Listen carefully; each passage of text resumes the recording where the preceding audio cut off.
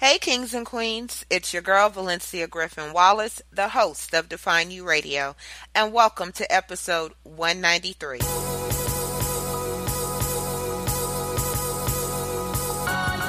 Welcome to the Define You Radio podcast, where class is always in session. Get ready for the life lessons, tips, and stories to help you define your life.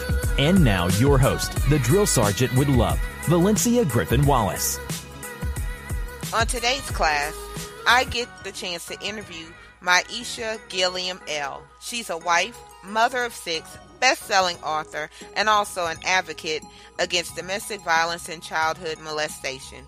She shares with us how she was given a second chance at life after having her heart stop for not 1, not 2, but 16 minutes. It's an interesting episode. But before we get into today's episode, I wanted to make sure I tell you queens about something I am truly excited about. It is going down queen-like at the end of May, the Move Retreat. You know, last year we had the Move Experience Conference in New Orleans. Now we're having the Move Retreat. We are limiting it to a select number of queens to make sure we all get what we came for. It is a weekend of refreshing, connecting, and growing spiritually, professionally, most of all, personally. We would love to have you come out and join us in the beautiful Jacksonville, Florida, May 31st through June 2nd. For more information, just go to my website, valenciagwallace.com/events or bit.ly/move retreat. Okay, enough about that. Let's dive headfirst into this great interview with Miasha Gilliam-El. Pens and papers ready. Class is now in session.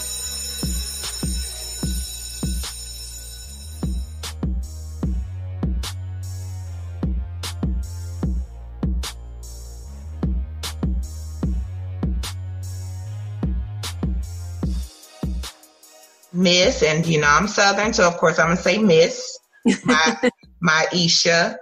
Tell me a little bit about the obstacles you have faced in life.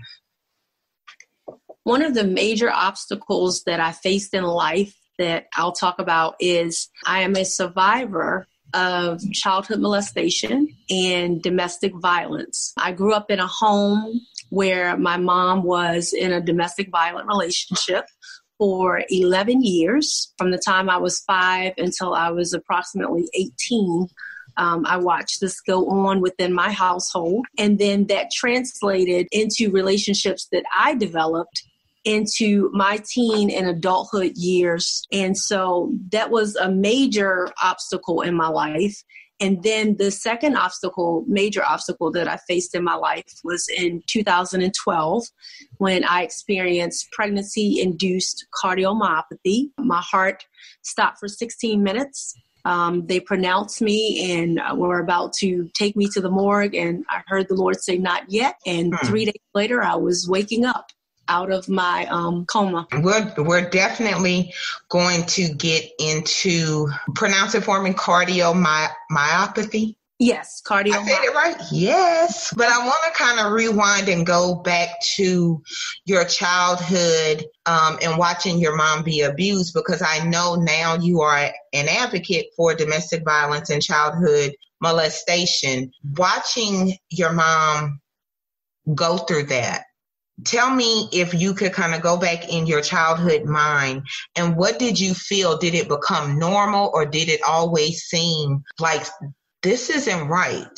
For me, initially, since it was a new environment for me, because it was a new boyfriend at the time for her, I was a little confused because he started out being like a Romeo, being really nice, being pleasant, being kind of the best stepdad ever, showing me different things, teaching me different things. And then it was like a Dr. Jekyll and Mr. Hyde. So when him and my mom were alone, he would become a totally different person. His demeanor would change, his attitude would change, his voice would change, he would be yelling.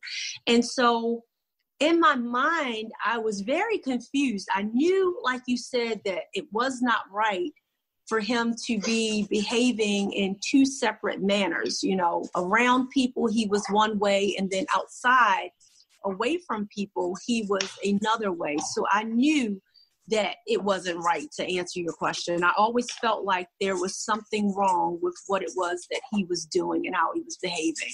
I actually saw, you know, growing up, as far as dealing with my mom and the man that she married, it wasn't so much the physical abuse that I saw. It was more of the verbal abuse.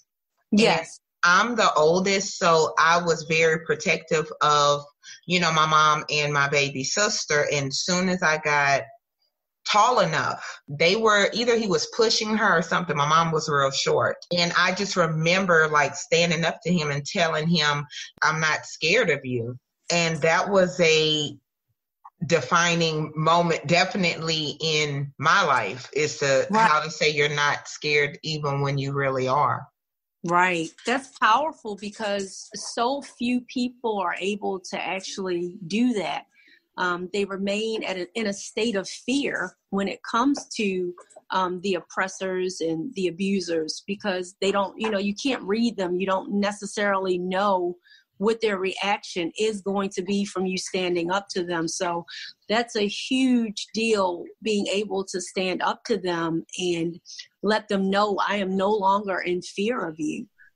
You are not in control of my life and in what goes on around me anymore. I'm taking back my power. And a lot of times they have big issues with. Did you and your mom ever have a conversation? My mother, unfortunately, suffered from alcoholism, and I truly believe that a lot of her childhood is the reason why she suffered from alcoholism. But I also believe that that is a lot of the reason why she continued to go to these type of relationships. My mother was very private. She was an authoritarian parent, which means that, you know, you listen to what I say, children are to be seen and not heard. So she would never discuss the things that were going on as far as her relationship with me, because she felt as though it was none of my business. I always wanted to ask why she stayed. I always wanted to ask why she got into the situation, but I was always fearful that, you know, I would get into trouble or she would think I was being disrespectful. So I never said anything, not even when my mother was on her deathbed and had stopped drinking. I never, ever approached her or felt safe enough to approach her with asking her that. I thought it would embarrass her or humiliate her or make her angry.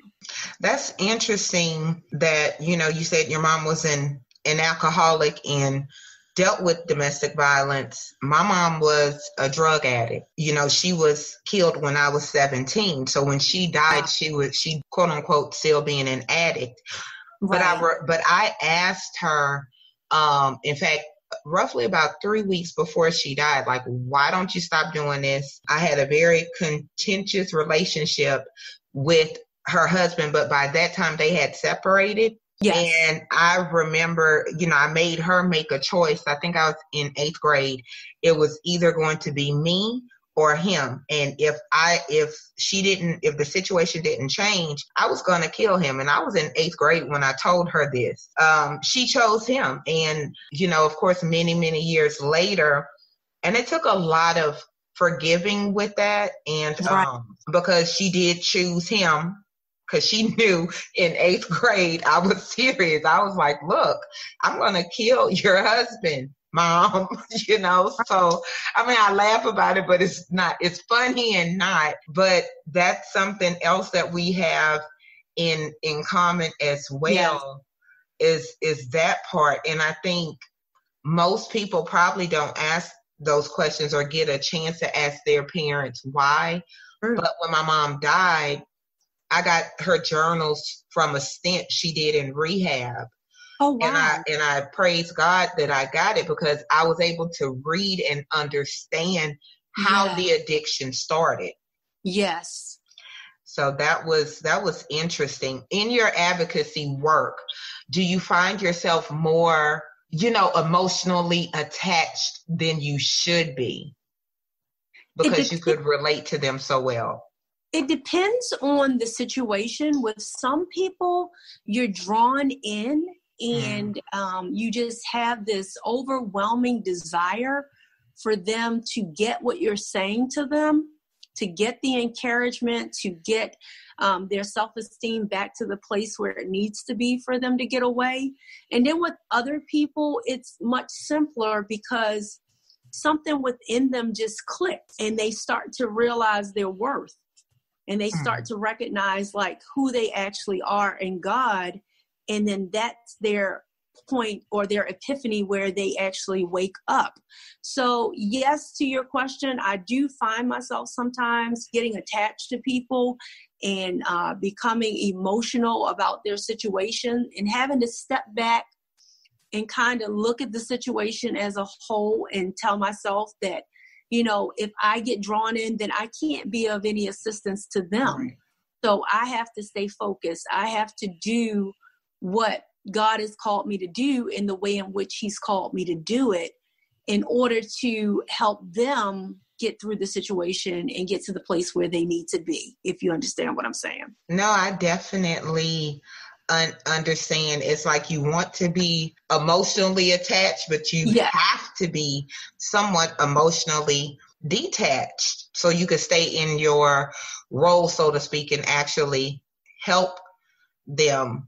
So that's very interesting because a lot of times people go through situations and don't reach back to help others. So, you know, kudos to you for doing that. What do you think is a common myth with domestic violence and childhood molestation, since you have experience in both? I think one of the common threads is that it happens more outside of the house. People tend to think that the perpetrators are outside of the home when, you know, 9 out of 10 times it's somebody close to the person.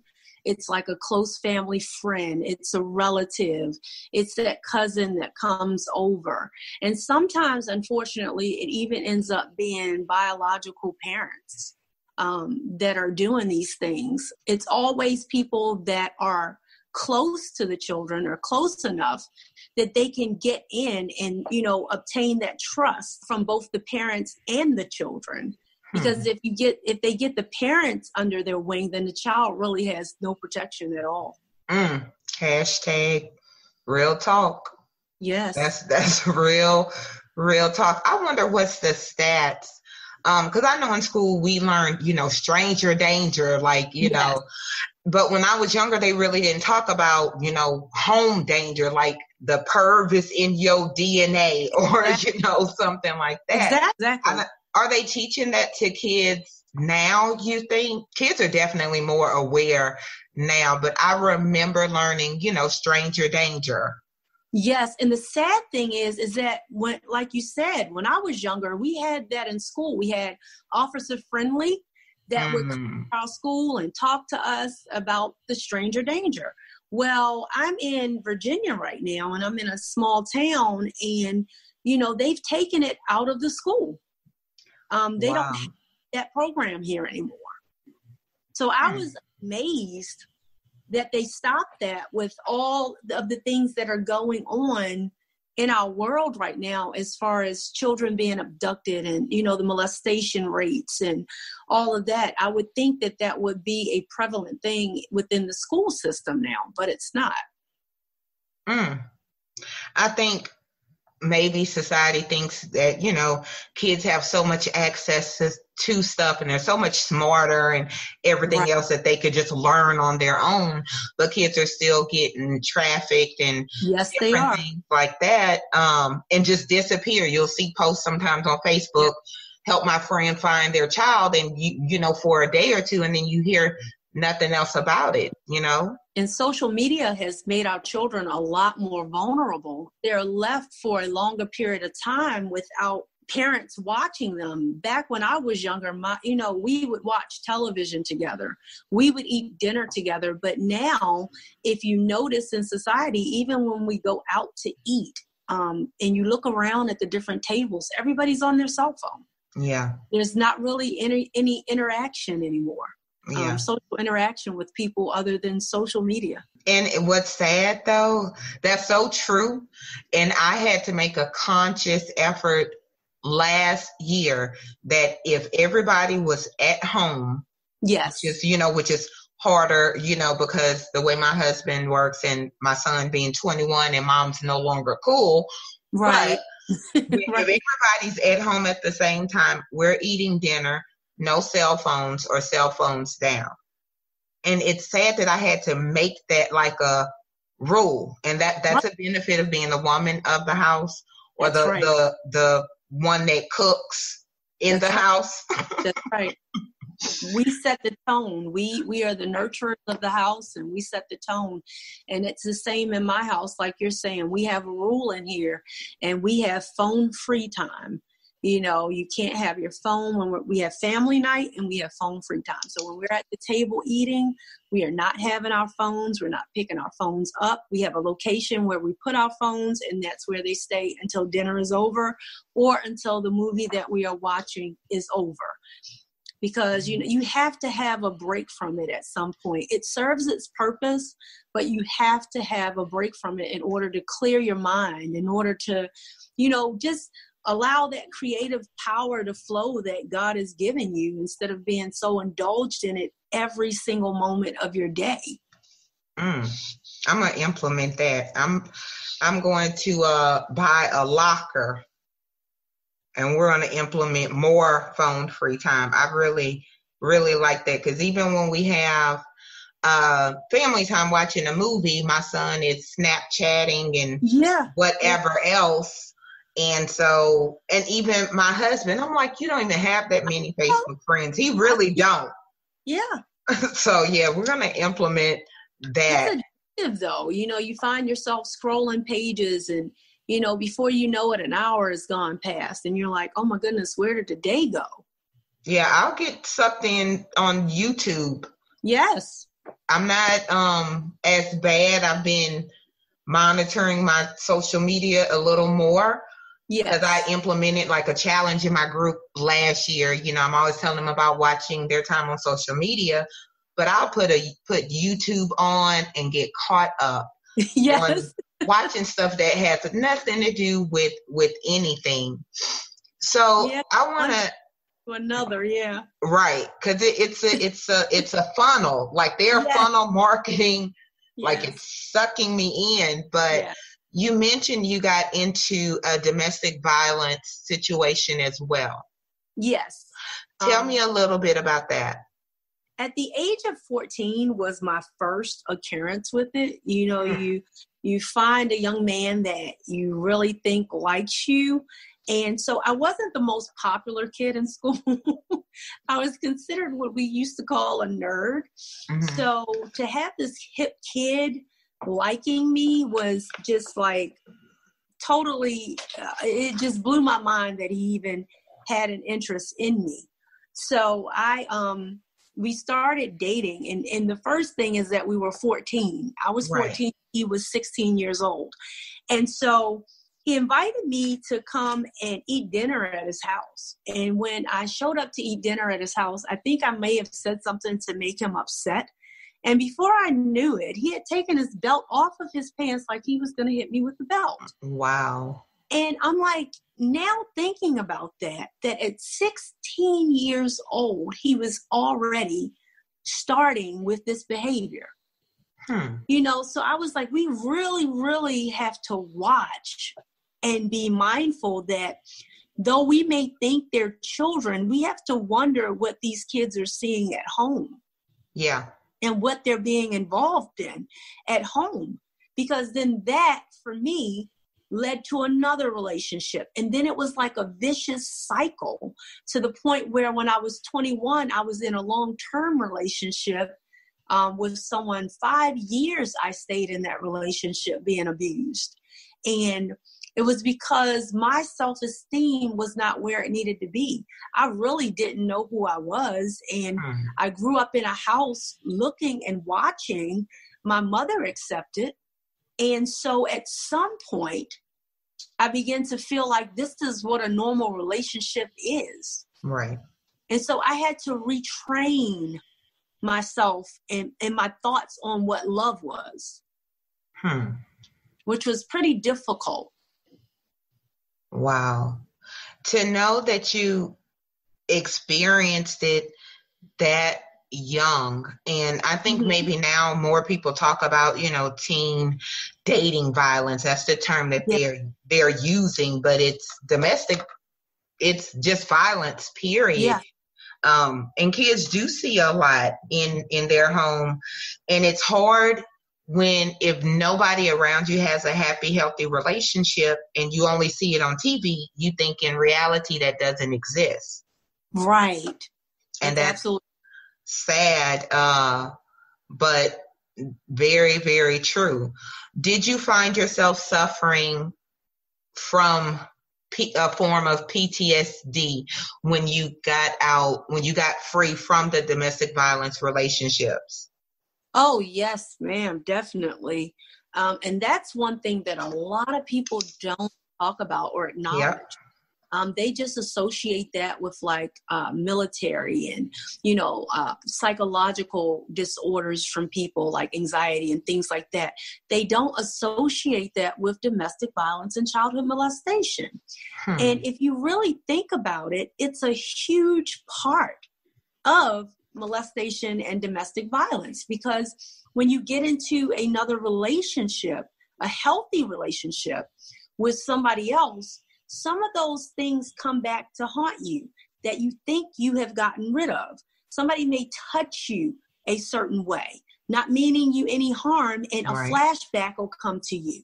You'll jump, or somebody will yell or raise their voice at you, and you'll find yourself cowering in a corner somewhere, and you thought you had gotten over these things. They're still laying dormant within you.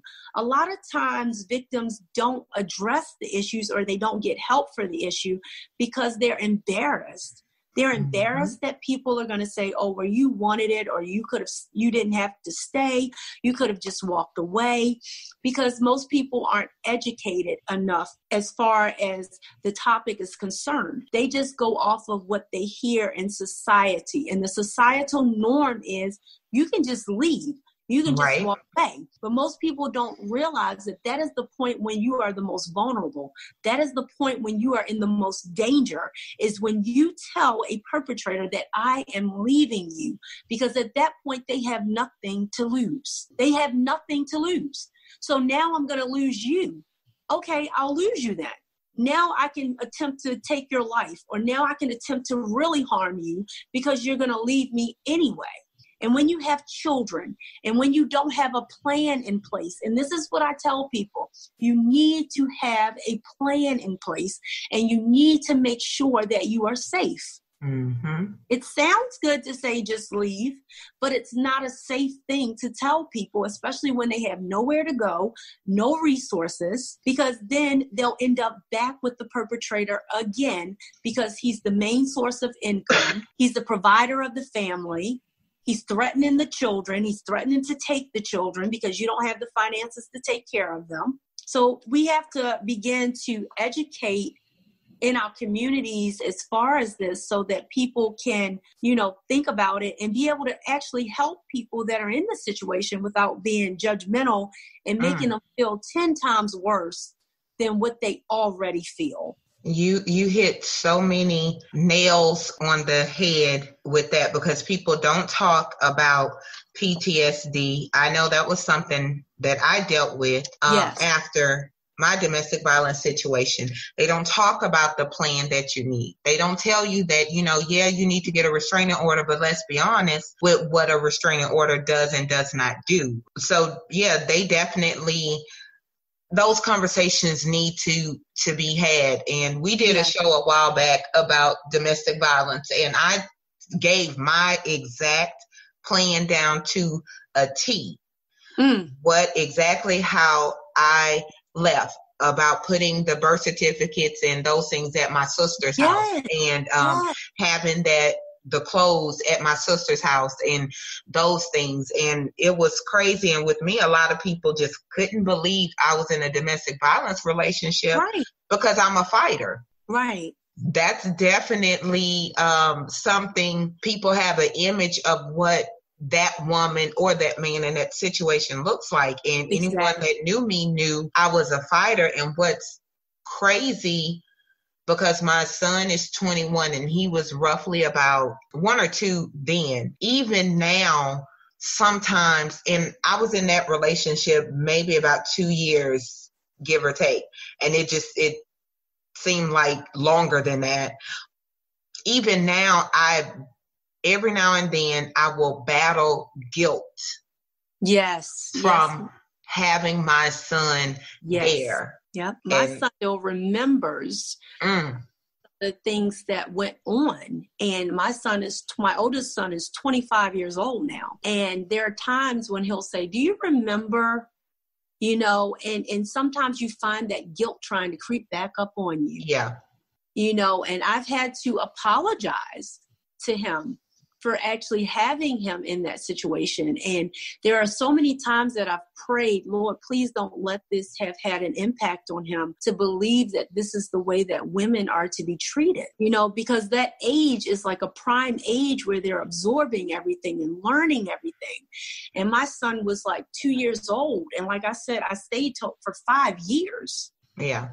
So that had a huge impact on him. He didn't see the fighting all the time, but he felt the tension, that atmosphere. Wow. Thank you for sharing that, because a lot of people really aren't honest about that part, the aftershocks long after you've left the earthquake area. Yeah. So thank you for sharing that. So I want to talk about your pregnancy-induced cardiomyopathy. Number one, what is that? Yes. That's a disorder that's called the silent killer. And it's known as the silent killer because you usually, the women don't usually have any signs or symptoms or anything to allow you to know that something is about to happen. This is where your heart enlarges. Everybody's heart enlarges because of the increase in blood flow when you're pregnant, but your heart forgets to go back down to its normal size. So it becomes enlarged. And when it becomes enlarged, it begins to malfunction with its pumping process. And it begins to just pump blood too quickly throughout your body, causing, fluid to back up into your lungs, which is very dangerous. And that's what happened to me. I had pulmonary edema, which my lungs filled with fluid, and I just could not breathe. And it just happened to me so suddenly. I wasn't sick. I wasn't feeling anything wrong with me. I was, 2 days postpartum after having the baby, and I had no clue that anything was wrong or that anything was about to happen, other than my blood pressure was a little bit elevated when I left the hospital. And that was it. Wow.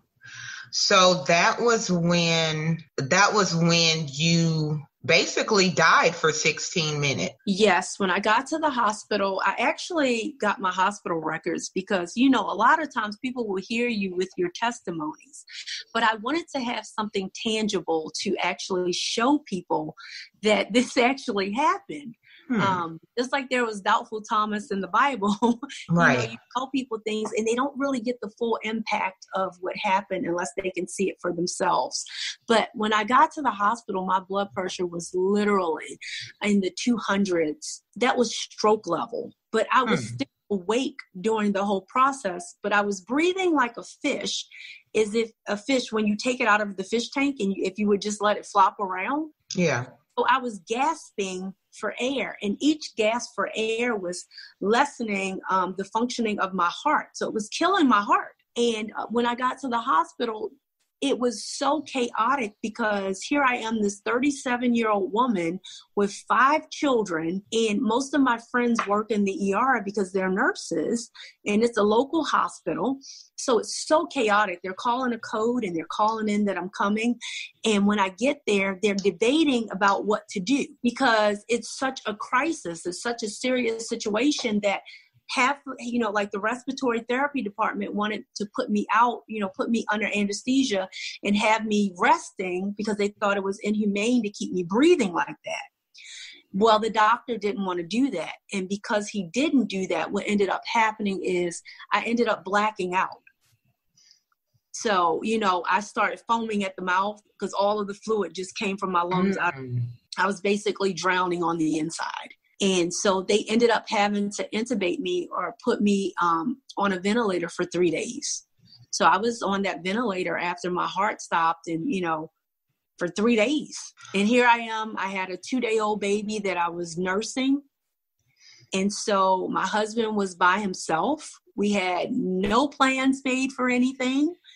And we didn't think anything was going to happen. So he was just at a loss. He was like a basket case. We have, virtually all of our families in Baltimore. So it was chaotic. And my sister was pregnant at the same time. She was 8 months pregnant as this was happening with me. And she was in Maryland. So she had to travel here at 8 months pregnant. My son was away at school at Averett at the time. He had to leave classes and come here. So it was very chaotic. And meanwhile, I'm out in a coma and I don't have any idea what's going on.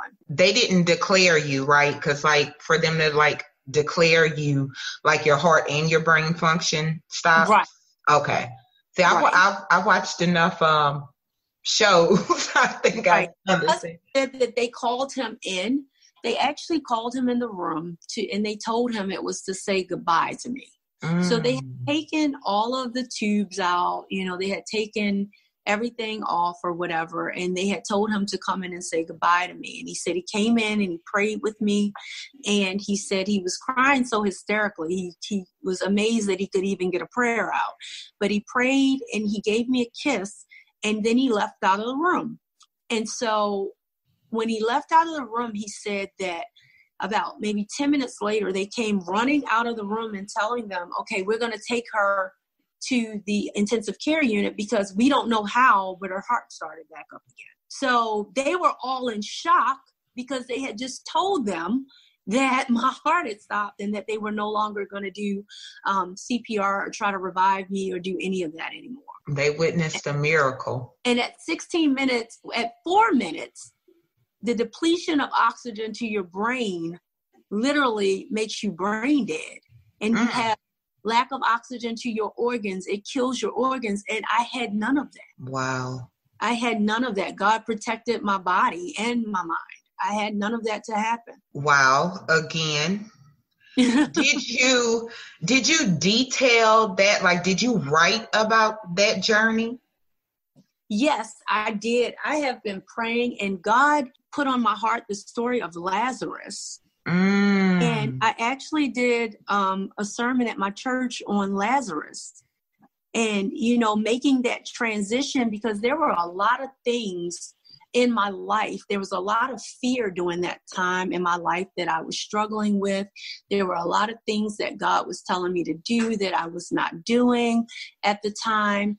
And so it was like a huge transition for me after that process happened because everything that I was supposed to be doing started to manifest itself in my life.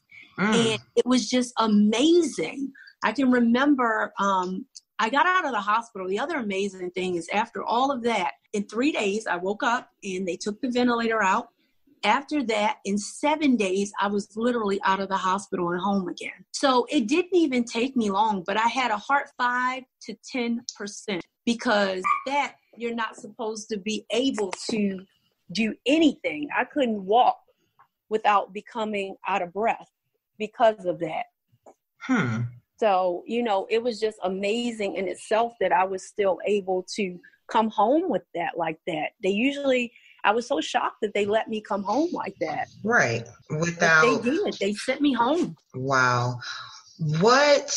So that was your second chance of life. Did you come back more of an appreciation, okay, I'm going hard because apparently it's not time for me to go home? What was your mindset and what are some of the things that you did with that second chance? I felt so honored and so blessed. God gave me a second chance. I mean, I was so overwhelmed with emotion because I was just, when I read my papers, I was just so overwhelmed because people don't survive things like that. Right. they don't survive. And the fact that I woke up and that I was able to still have my right mind, to not come back in a crippled state or handicapped in any way or suffering from any kind of major diseases or disorders, I was just so thankful that I promised God that when I came back, whatever he had for me to do, that's what I was going to put all of my energy and all of my effort into doing. And the first couple of nights that I was home, he gave me the idea of my cupcake business. I mean, it was like a download coming to me. The business name, Herbal Delights Cupcakes, the flavors that I was supposed to do, how I was supposed to make the cupcakes. And I had never baked a cupcake in my life. Wow. So I knew it was a download from God and an idea directly from him. Then I was afforded the opportunity to become an author. And the way that that happened was just amazing. A friend that I hadn't talked to in about 3 years called me up with Nikki Woods on the phone. And of course, I didn't know who she was at the time. And when she afforded me the opportunity to be a part of the anthology without even a second thought to it, I was like floored, because I was like, God is just opening doors and he's just waiting for my yes. He's opening these doors and he's waiting for my yes. And whereas though before I was so fearful of going forward and walking out my purpose, now I was like, no, I get it, God. I am going to give my yes. I'm going to follow through with what it is you said for me to do, and I'm going to give my yes. And once I did that, opportunities just started open up over and over and over again. I did the second book and then my third book, and then I was able to collaborate in a poetry book. And so it has been a wonderful, wonderful, wonderful journey since what happened to me. The trauma and the obstacles have made me the person that I am today, and I wouldn't have it any other way. Because without those obstacles that I faced in my life, I probably would still be that fearful person that didn't want to move forward with what God was calling me to do. It just took that nudge, and that experience for me to say, this is the life that God has given me. I need to live it to the fullest, and I need to bring him glory. Not bring myself glory through the things that I'm doing, but I need to utilize these things to bring him glory and to help other people, to help bring other people to the knowledge of God and to the fact that we don't have to walk around fearful as believers. We are entitled. We walk in power. We walk in authority. We are made in his image and in his likeness, that there's nothing impossible for him. As long as we put him first, he'll give us our heart desires and add things onto us that we desire. So we just got to put him first. We got to listen to his still small voice, and we can't be fearful. We got to remove fear and replace it with faith. Maybe That was his way of slowing you down as well. Yes. Because, I haven't had an experience anything nearly like that, but I realized that, a lot of times we say we don't, people say they don't hear God or they pray about something, but we're still going. We're not slowing down enough to hear the answer until, and if we don't slow down, something will happen to shut us down like that, shaking you. Okay, look. This is me. I'm trying to answer you. Will you be quiet and listen, like you would tell a kid? That's right. So what are the rest? Yes, you had a big scare and a big rest. Yes. What are the names of those books so the audience can, look them up? And I will, of course, link your Amazon's author page in the show notes. So guys, if y'all listening, y'all could definitely click on and support that. But what are the names of some of the books? The first book, which is the anthology with Nikki Woods and the 19 other authors, is Shift On. And then my books are, the first one is Transition Your Life, Inspirational Guidance Through Uplifting Quotes. And the second book is Miracles of Life, How I Survived the Silent Killer. Love it. Love it. All of them are on Amazon, so they could just go to Amazon and type it in. But like I said, I will also include the link for the books, and you guys could find it on the show notes, and you can also go on my website as well. Miss Miasha, do you have a website, or can you give your website and your social media information while we're just kind of at that point before I go on to my next question? Yes. On social media, Facebook, I am Miasha Gilliam-El. On Instagram, I am at I am MGE. That's the same for Twitter and Periscope also. And then the website is herbaldelightscupcakes.com. And I'll make sure all that information is listed. See how I could get some cupcakes to Louisiana. Oh, yeah. So when things get tough and, as you're going along this journey of, producing and speaking life into others and advocating, what motivates you to keep going? What motivates me to keep going is when I see people actually changing their lives. That gives me the push to actually keep going. I love seeing people get that epiphany and make that transition in their life. I love seeing their eyes light up when they start to realize, what power they have to change their life. I love seeing them realize that they're not just helpless and powerless, that they can change their thoughts in order to change their life. And so that's what really pushes and motivates me, aside from my family and God, and just, as my pastor says, don't let God down. That's a huge motivation for me. Don't let God down. And whenever I start feeling weary, whenever I start feeling tired, I think about that. Don't let God down. Continue to push, continue to persevere, because somebody's waiting for you. Somebody's waiting for you to share your story. Somebody's waiting for you, to come to their aid. Somebody's waiting for you to get out and maybe help in your community to educate these sisters and brothers as far as domestic violence is concerned. So when I hold my testimony back, I'm holding up somebody's destiny. I love that. Don't let God down. That's a good point. And I'm actually, because I always say class is in session, I'm going to write that down and use that as something. So where when I start getting frustrated, I don't want to say complaining, but Lord, why, Lord, if I'm doing what I'll go there. So that's a good point that I'm going to literally write on a card and post it somewhere, just as a remembrance of where we are now versus what we had to go through to get here. So thank you very much for that. When you think about, one of the things I always say is you're either guilty or great by association. Yes. So when you think about the people in your life, the people you associate with, how big a part of your journey do you think they play? Definitely, my husband has played a huge part in my life. He's helped me to realize that all men weren't the same.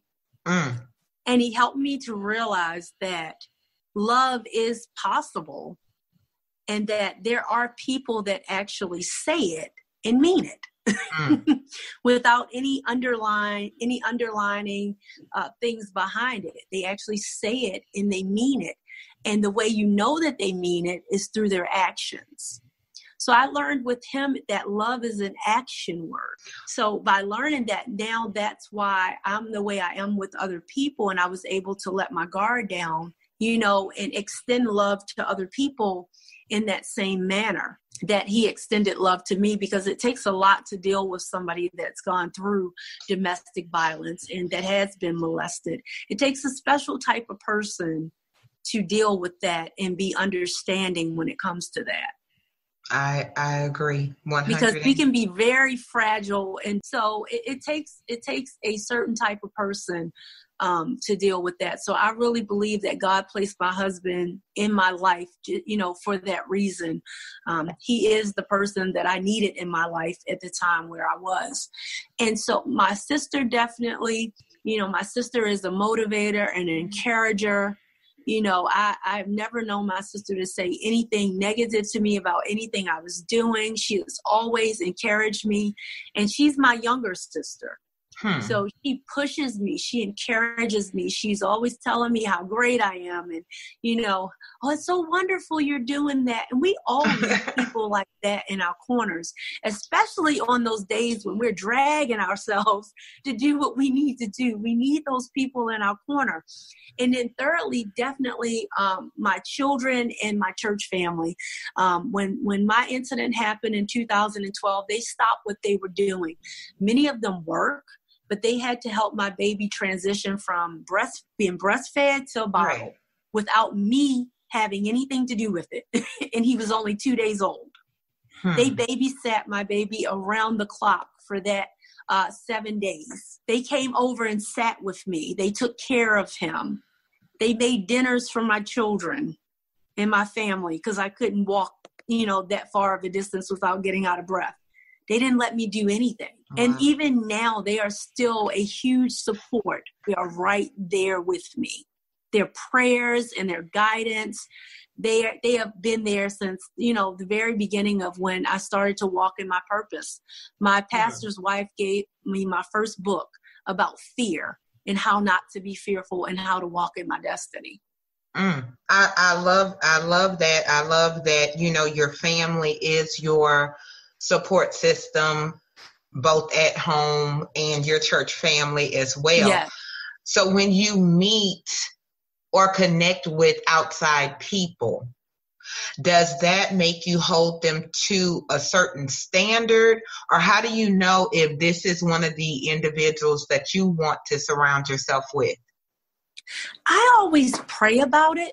And because how sometimes people can behave a certain way in front of, I say they put on a mask. Yeah. And then as you get to know them, that mask starts to come off because nobody can pretend but so long. Right. So I say they always wear a mask. And then when they let the mask down, you see the real person. So I always take it to prayer. And now there's some people that you meet and you automatically know. You're like, this person was sent in my life from God. There is no doubt because we just click. We just mesh. We just, the things that we have in common are just so powerful. There's no way that God put this person in my life for us not to connect with each other. We're supposed to connect. We're supposed to do something together. I mean, there's people that I have automatically said to myself, hey, I've gotten off the phone with them and called them back and like, look, we need to connect because there is like a bigger purpose behind this. There's a bigger meaning behind why we actually met.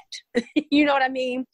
Yeah. And I seriously feel like you're one of those people because I haven't talked to anybody in a long time that I've had so much in common with. Thank you. So it is like so amazing. I don't believe in coincidences. So it's just so amazing to me how many of the things we have in common. It's just amazing. I agree 100. And that's one thing I tell people all the time.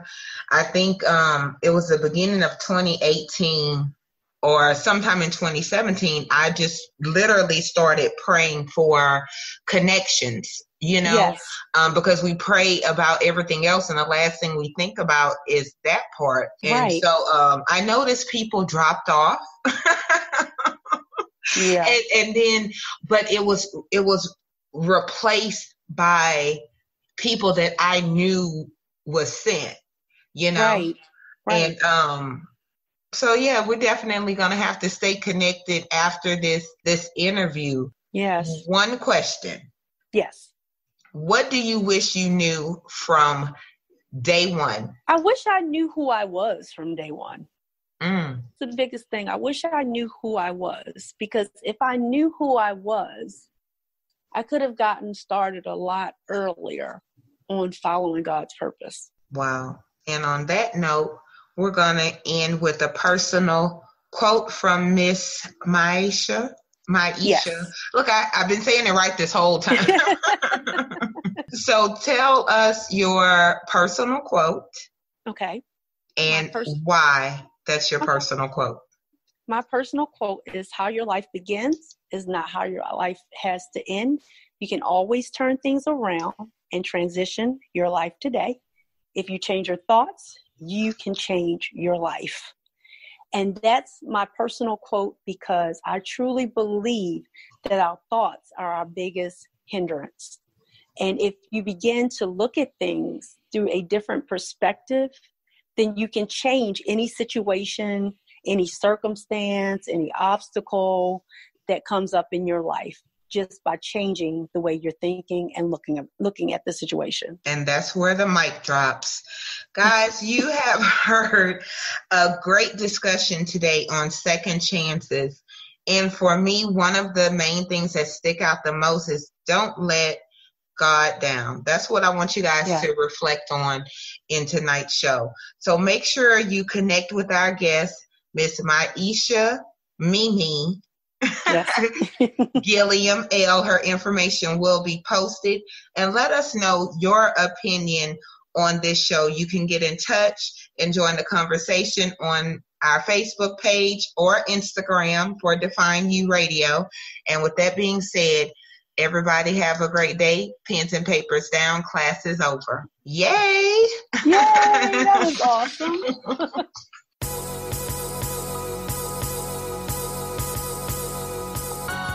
Thank you for listening. Connect with the show at the Define You Facebook. Until next time, remember your past doesn't define you. It gives you definition, and what you do with that is up to you.